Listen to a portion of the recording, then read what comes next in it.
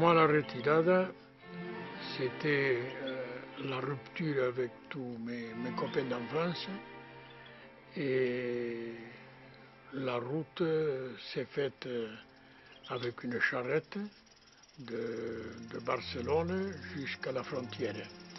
Mais à Figueras, nous avons eu un bombardement, le dernier de la guerre que j'ai subi.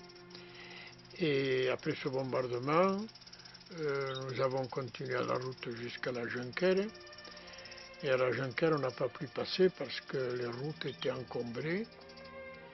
Et nous avons été obligés de laisser la charrette au bord de la route et continuer à pied. Nous sommes passés en France. Et comme souvenir, quelque chose qui m'a frappé, c'était un gros tas de fusils, de mitraillettes, un gros tas d'armes. Moi, je me dis, tu te rends compte, avec toutes les armes qu'on avait besoin pendant la guerre, je dis, voilà que... Puis de là, un camion nous a pris jusqu'au Boulou. Et au Boulou, on a trié les hommes valides du côté d'Argelès et les personnes âgées, les enfants. Ceux-là ont été dirigés. On a passé une nuit au Boulou et après on a été dirigés sur un refuge qu'on ne savait pas où. Quand je suis arrivé, j'avais 13 ans et demi. Et on nous a amenés dans le Lot-et-Garonne, à côté d'Agen, un petit village qui s'appelle Peine d'Agenais, dans lequel on est resté très peu de temps, puisque j'avais un frère à Quillan, et il est venu nous chercher. Et puis il y avait d'autres réfugiés qui m'ont demandé, tu n'as qu'à venir travailler à la forêt avec nous. Et puis nous avions quelque chose de très particulier. C'était tous les samedis, on faisait une causerie. Et on se retrouvait 15-20 réfugiés. En principe, c'était tous des libertaires ou des socialistes. Et dans ces causeries, il était question de tout, de littérature, de philosophie. Je sais qu'elles m'intéressaient beaucoup, ces causeries. Nous arrivons déjà au mois de novembre 1942, et là les Allemands avaient dépassé la ligne de démarcation et ils ont envahi la zone sud. Et là, il y a un copain, Pedro Pérez, socialiste, qui a dit qu'il faudrait peut-être qu'on parle un peu sur la situation de la France, sur qu'est-ce qu'on fait, si on rentre dans la résistance ou pas. Parce que juste avant l'arrivée des Allemands, on n'y pensait pas à tout ça. En fait, ça a commencé par la résistance, parce que de Maquis, on n'en parlait pas encore. Et il était question d'aider les fugitifs qui voulaient passer en Espagne. Il y avait des Juifs, il y avait des Français même. Et là, je collaborais à un petit réseau de passage, mais prendre les fugitifs à Carcassonne, les amener jusqu'à Quillan, ou bien de Quillan les accompagner à Rouze, et de là, c'était un passeur qui les passait en Espagne. Puis après, ça s'est arrêté. On est arrivé en 1943, on a commencé à préparer certains sabotages. Je travaillais avec un communiste français, Adrien Baudru, qui est devenu maire de Quillan par la suite. Et de là, je commençais à en avoir assez, je voulais partir au Maquis. Alors, j'avais 17 ans, et José Abad, un copain de Chalabre, était venu me voir en disant si on se décidait à aller au Maquis. J'ai dit, moi, je suis décidé, j'y vais. Et il y avait mon père présent, il dit, moi, autant j'étais d'accord pour participer à la résistance, tu sais, là, prendre les armes, c'est quelque chose de sérieux, il dit, mais je suis parti quand même. Seulement, pas avec José Abad, parce qu'Adrien Baudru m'avait dit, non, non, là-bas où il veut aller, lui, c'est un maquis où tout le matin, il faudra que tu... présentation du drapeau, tout ça, ça te plaît pas, je sais que tu n'es pas militariste.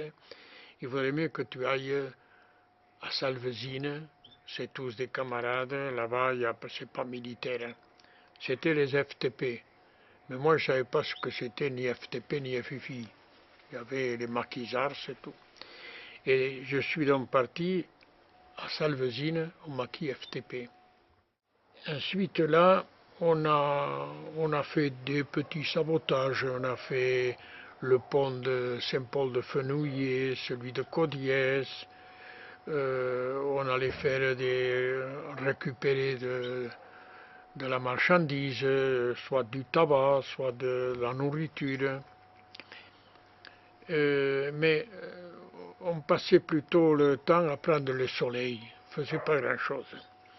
Jusqu'au jour où le maquis de Picocel nous demande si on pourrait réceptionner un parachutage parce qu'ils avaient été attaqués par les Allemands et ils ne pouvaient pas s'en occuper.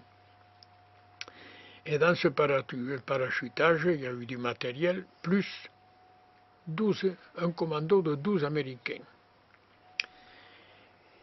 qui, par la suite, n'ont pas voulu repartir avec le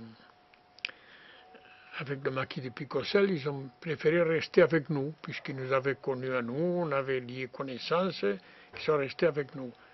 Et avec eux, on a commencé à avoir du bon matériel, et ça n'a pas chômé. Là, il a fallu faire du boulot. La libération approchait. Nous étions déjà en 1944, au mois de juin, juillet 1944. Et déraillement du train de Quillan, etc. Jusqu'à la libération, il y a eu une bataille à Alet.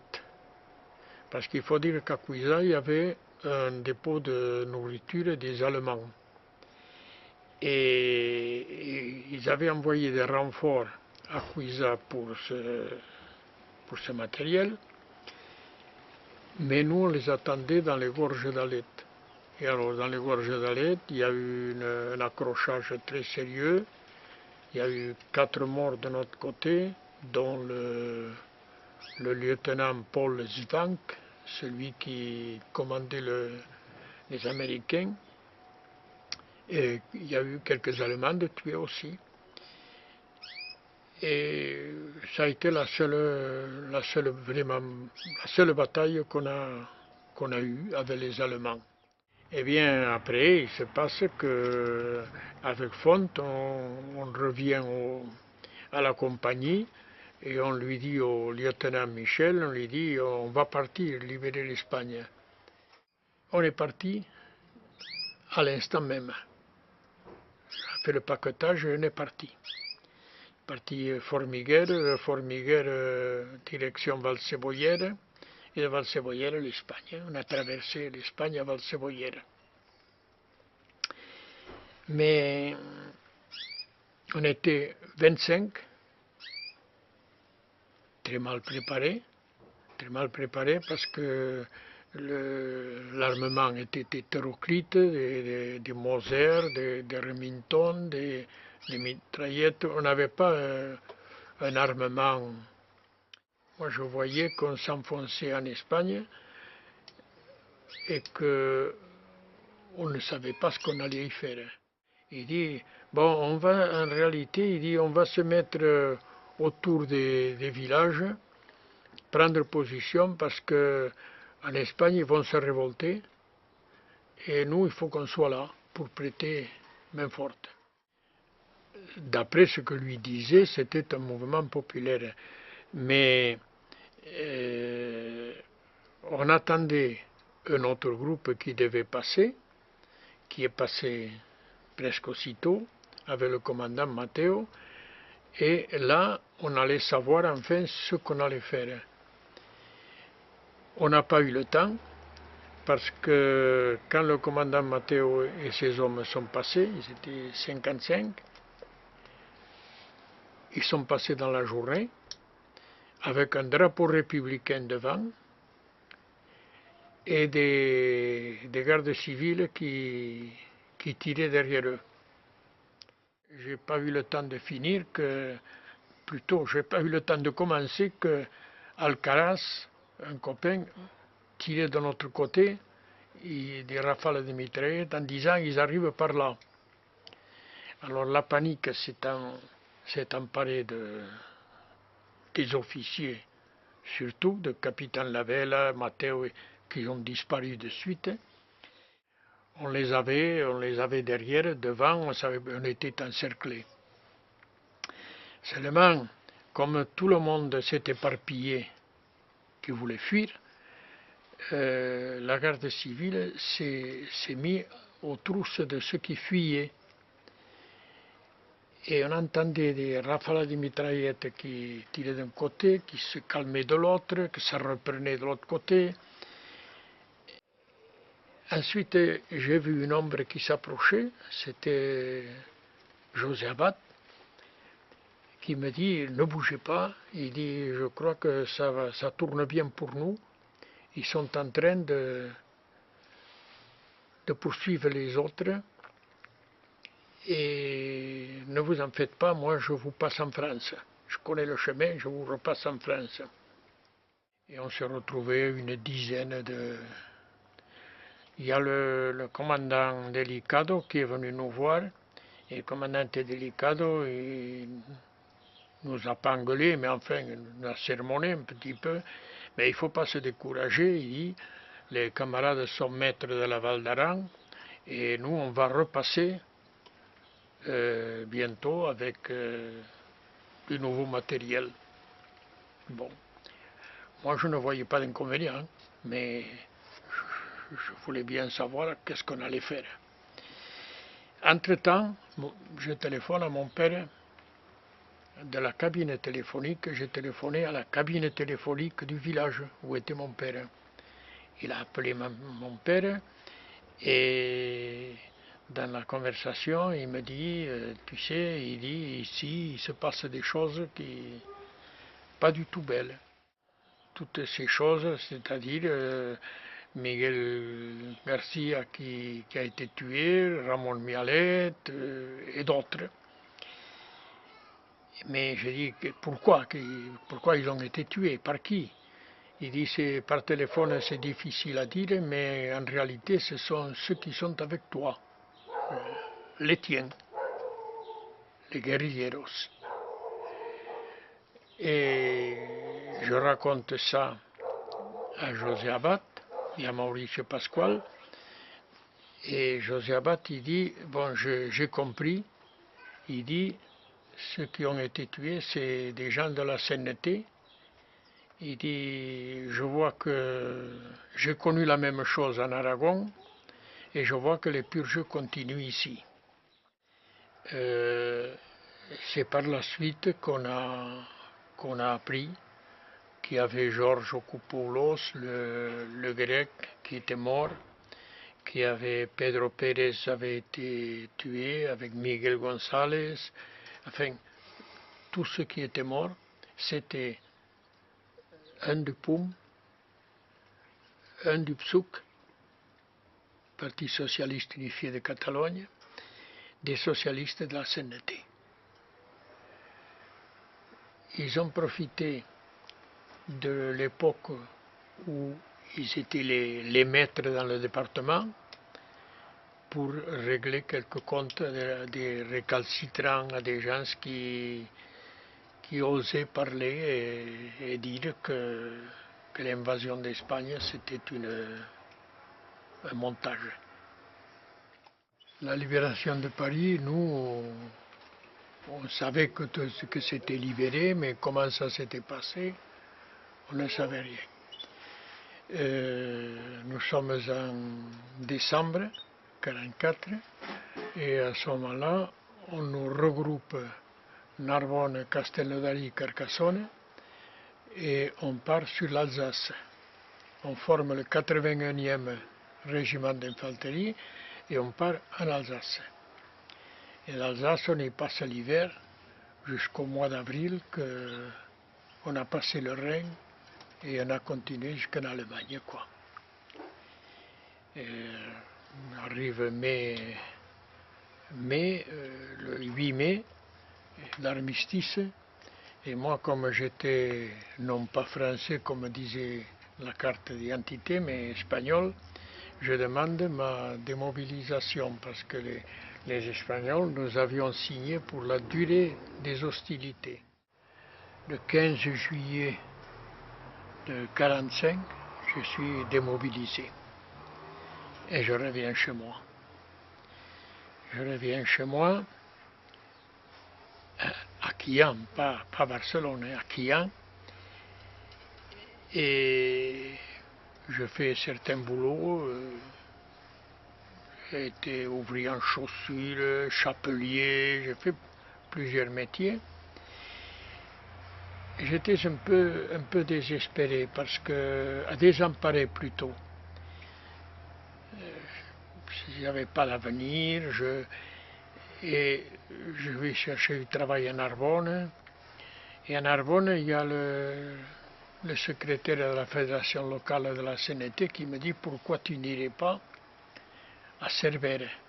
À Cervere, il y a du travail. Et en plus, il y a le vieux Mora qui est tout seul là-bas.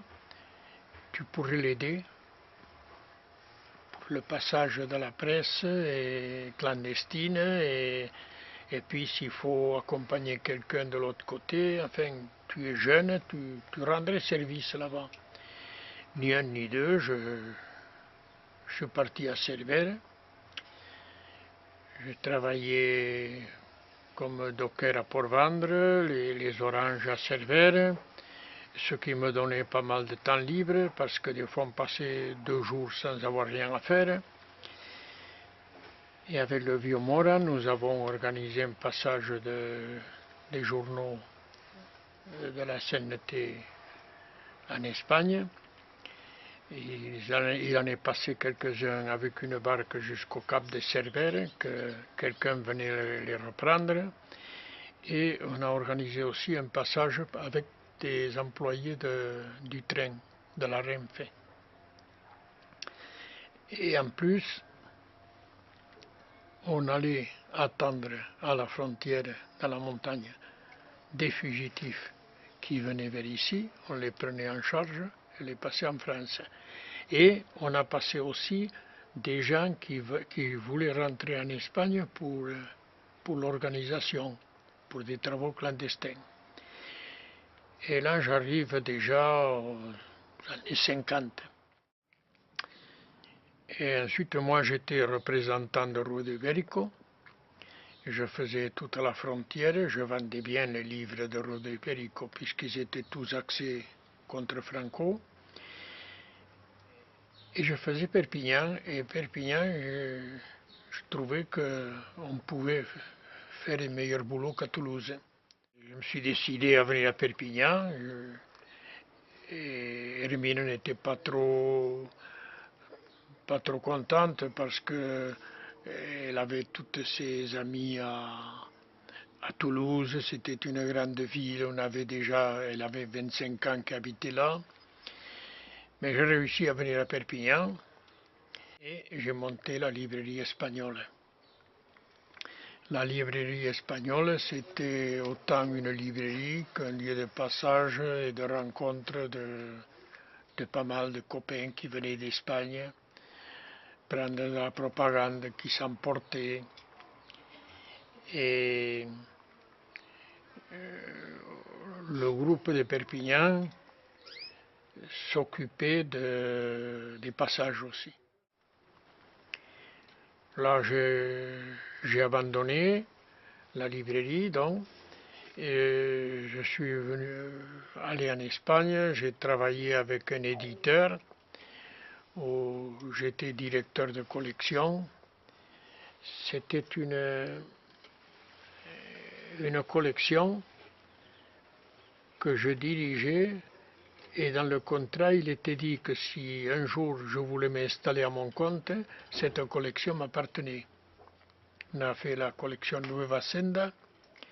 J'ai édité Peirats, Borras, j'ai fait des livres de Martin, d'Enrique Martin, j'ai fait quelques bouquins que j'ai encore, jusqu'au jour que je voyais que je ne payais pas. Il m'a fallu arrêter parce qu'il fallait que je mange. Et je suis revenu à Perpignan, où à ce moment-là, je me suis mis à peindre, et peintre par la suite avec mon fils Ariel. On a fait une entreprise de peinture qui a duré 3 ou 4 ans, peut-être moins, jusqu'à ce que je touche à la retraite. Je me suis retiré. Je n'ai pas eu le temps de m'ennuyer, mais je l'ai fait avec plaisir. Hay que derrocar a la reacción, a las barricadas, por el triunfo de la Confederación, a las barricadas, por el triunfo de la Confederación.